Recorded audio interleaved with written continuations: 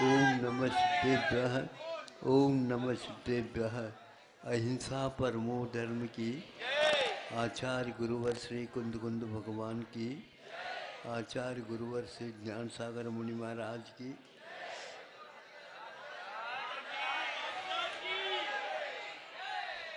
सुनो, संक्षेप से हम बताना चाहेंगे। अभी आप लोगों के सामने स्वास्थ्य के लिए काफ़ी विषय दिया गया है और वह उस विषय के साथ ये भी दिया गया है कि सारा का सारा शाकाहार मांसाहार से युक्त, नशीली चीज़ों से रिक्त आपके स्वास्थ्य के लिए, आरोग्य के लिए आवश्यक बताया। और इस आरोग्य मिलता है तो वैराग्य भी मिलता है। एक पंथ दो काज है। आरोग्य के द्वारा जो शरीर साधन है काय के लिए, धर्म ध्यान के लिए, वह ठीक रहता है। और जो कुछ भी आप काम करना चाहते हैं उसके लिए योग्य कार्य करना प्रारंभ करता है। उसके साथ साथ मन भी एक प्रकार से शुद्ध होता है, उसका भी पोषण हो जाता है, उसका सदुपयोग करने के लिए अवसर प्राप्त होता है कि वनस्पति भी एक प्रकार से आपके लिए सहायक होते हैं। इससे ये अर्थ निकलता है कि आप लोगों के आरोग्य और वैराग्य दोनों के लिए वनस्पति का एक, जो कि पेड़ों का रख रखाव अथवा उनका अच्छे ढंग से पोषण करना, यह भी एक प्रकार से आप लोगों के धर्म ध्यान में कारण होता है।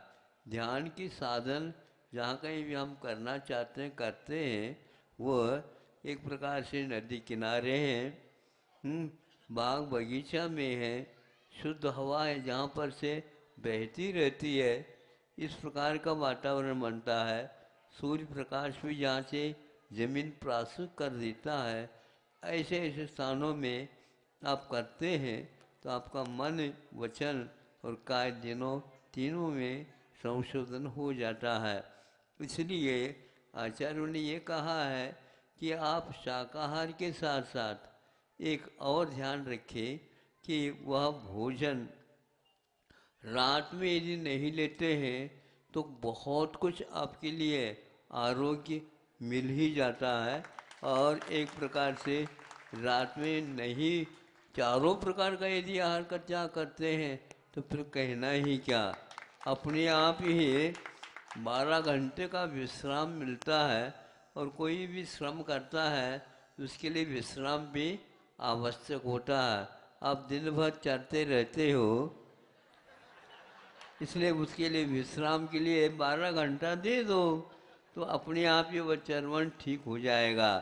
इतना ही नहीं, आपके स्वास्थ्य के लिए वृक्ष कैसे काम करते हैं तो बता रहे हैं। नीम का वृक्ष है, यदि आपके आंगन में, बारी में, वह अनेक प्रकार के वृक्ष होते हैं जो दिन में और रात में आपके लिए योग्य वायु का वह प्रबंधन करते रहते हैं। नीम का वृक्ष होता है 24 घंटा आपके लिए प्राण वायु का दान करता रहता है। सुन रहे हैं आप? बड़े बड़े शहरों में आज ऑक्सीजन कीमत मिलता है, तब मिलता है। तो वह इस प्रकार वनस्पति भी, बड़का पेड़ वगैरह जो हैं उसमें भी इसी प्रकार के गुणत्व विद्यमान है।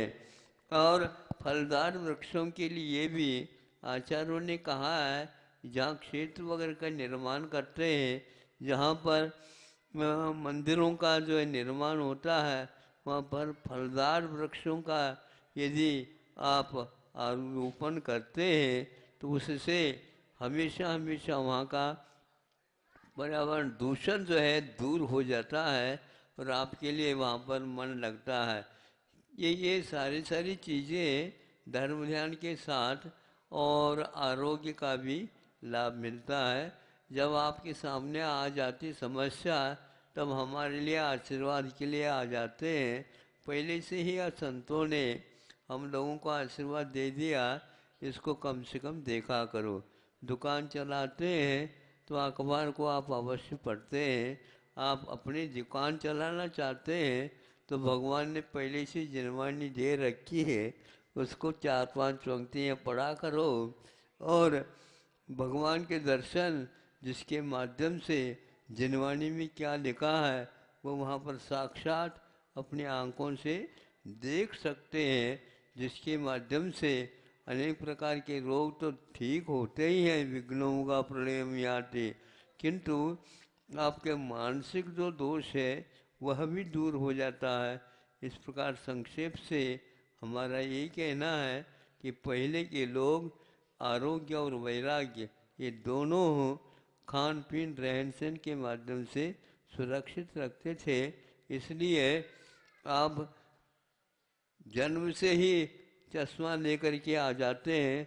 वे मुक्त जब तक नहीं होते तब तक चश्मा नहीं लगाते थे। पैसा ज़्यादा हो गया हो तो भी ऐसी बीमारियां आ जाती प्राय करके। इसलिए आप अपने अर्थ का उपार्जन करते हैं, उसका अपव्यय नहीं करना, ये भी धर्म ध्यान माना जाता है, समझे। क्योंकि पंचेंद्र के विषयों में ज़्यादा आप रत रहोगे तो बंद होगा, आर्थ ध्यान होगा, रौद्र ध्यान होगा, और उससे परहेज करेंगे तो निश्चित रूप से धर्म ध्यान होगा। धन का भी ध्यान मत करो, धर्म ध्यान करो तो धन अपने आप आ जाता है। अहिंसा परमो धर्म की।